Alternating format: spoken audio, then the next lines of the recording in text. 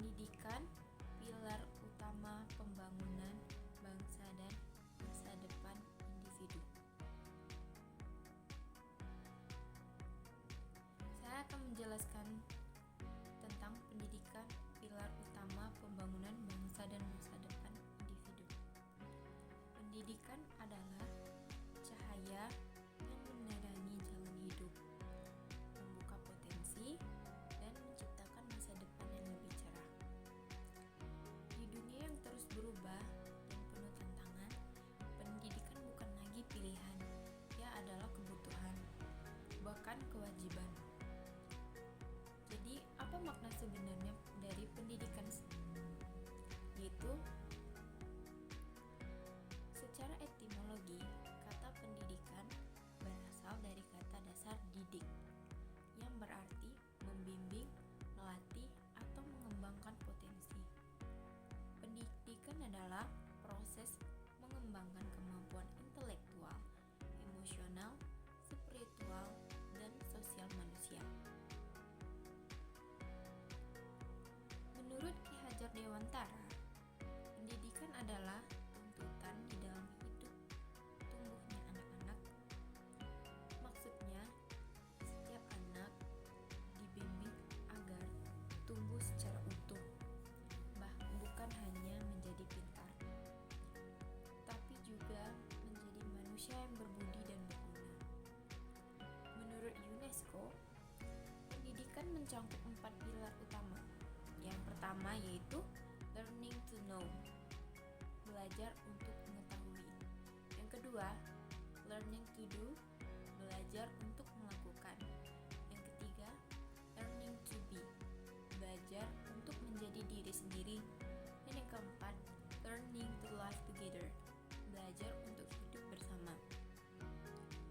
Pendidikan bukan semata-mata kegiatan menghafal atau mengejar nilai tinggi. Pendidikan adalah proses membentuk manusia seutuhnya. Jenis-jenis pendidikan. Yang pertama, ada pendidikan formal. Ini adalah pendidikan yang terstruktur dan memiliki jenjang seperti TK, SD, SMP, SMA, hingga perguruan tinggi. Di sini, siswa mendapatkan kurikulum yang resmi dan diakhiri dengan ijazah. Yang kedua yaitu ada pendidikan non-formal, berlangsung di luar jalur sekolah resmi. Contohnya adalah kursus bahasa, pelatihan kerja, pesantren, atau sanggar seni. Pendidikan ini juga sangat penting dalam membekali keterampilan hidup. Yang ketiga ada pendidikan informal, terjadi dalam kehidupan sehari-hari, misalnya melalui lingkungan, keluarga, media sosial, dan pengalaman pribadi. Inilah pendidikan yang berlangsung seumur hidup. Penting untuk kita pahami bahwa pendidikan yang baik mencakup ketiganya. Sekolah mengasah akal, keluarga membentuk hati, dan lingkungan memperkuat karakter. Fungsi dan tujuan pendidikan. Secara umum, pendidikan memiliki 4 fungsi utama. Yang pertama, fungsi personal, yaitu mendorong individu berkembang secara intelektual dan emosional. Yang kedua, ada fungsi sosial, menyiapkan individu untuk hidup bermasyarakat dengan baik dan harmonis. Yang ketiga, ada fungsi ekonomi, yaitu memberi bekal keterampilan dan pengetahuan untuk memasuki dunia kerja. Dan yang keempat, ada fungsi kultural, melestarikan dan mewariskan budaya dan nilai-nilai luhur bangsa. Tujuan akhirnya adalah menciptakan manusia yang berdaya, mandiri, dan beretika. Manusia yang tidak hanya pandai cara akademik, tapi juga bijak dalam bersikap dan bertindak. Adapun masalah-masalah pendidikan yang ada di Indonesia. Yang pertama yaitu akses yang tidak merata. Masih banyak daerah di Indonesia yang minim sekolah, kekurangan guru, bahkan harus menyeberangi sungai dan berjalan kaki belasan kilometer hanya untuk belajar. Yang kedua, kualitas guru dan fasilitas. Sebagian guru masih belum mendapatkan pelatihan yang cukup. Fasilitas sekolah, terutama di daerah terpencil yang jauh dari kata layak. Yang ketiga, kurikulum yang kaku. Sistem pendidikan kita seringkali terlalu fokus pada ujian, bukan pada perkembangan karakter dan kreativitas siswa. Yang keempat, ada ketimpangan digital.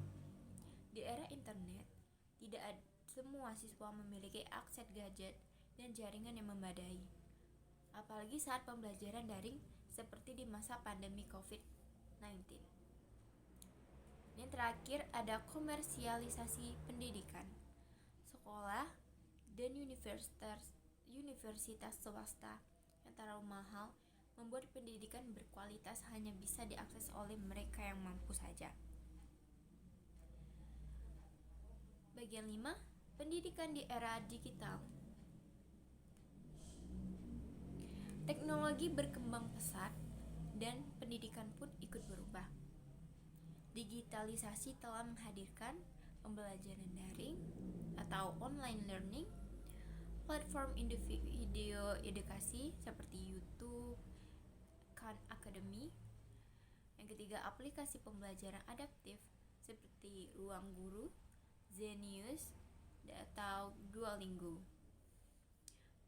Artificial Intelligence (AI) dalam sistem pengajaran personalisasi. Namun, di balik peluang muncul tantangan, yaitu banyak siswa yang hanya menggunakan internet untuk hiburan, bukan untuk pembelajaran. Kurangnya literasi digital membuat pelajar mudah termakan hoax dan informasi palsu. Oleh karena itu, literasi digital dan kecerdasan kritis harus menjadi bagian dari kurikulum masa kini. Bagian 6, ada pendidikan karakter dan moral. Pendidikan tidak hanya soal angka dan prestasi akademik. Pendidikan juga harus membentuk karakter. Nilai-nilai moral seperti kejujuran, empati, tanggung jawab, toleransi, kedisiplinan, dan rasa cinta terhadap tanah air.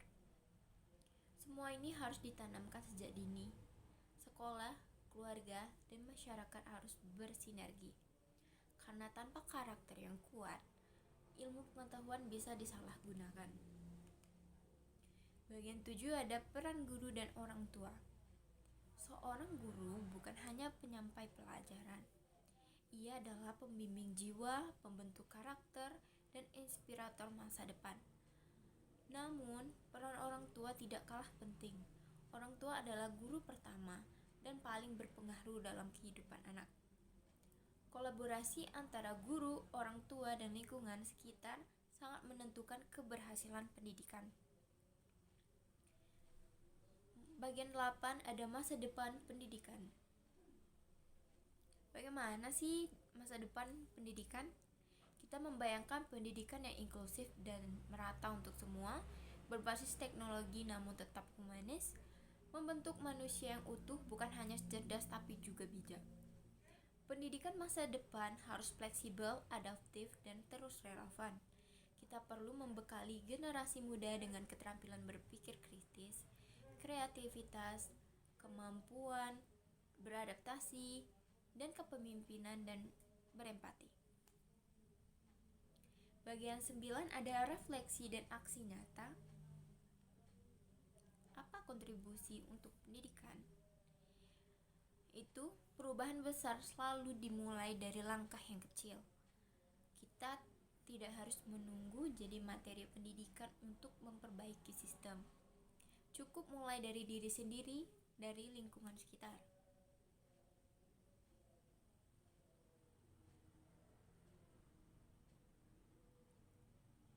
Pendidikan adalah harapan. Pendidikan adalah kekuatan. Pendidikan adalah jalan. Bangsa yang besar adalah bangsa yang menghargai ilmu pengetahuan dan menjunjung tinggi moralitas. Jangan pernah berhenti belajar, jangan pernah mendidik, karena masa depan dunia, masa depan kita bergantung pada pendidikan hari ini.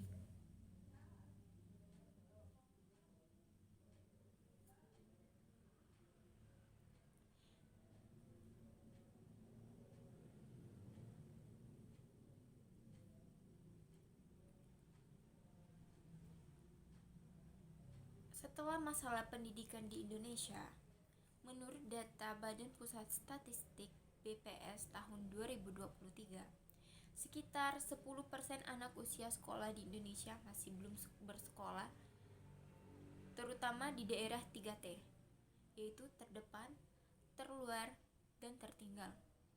Angka partisipasi sekolah menurun secara signifikan pada jenjang SMA ke atas karena alasan ekonomi dan akses.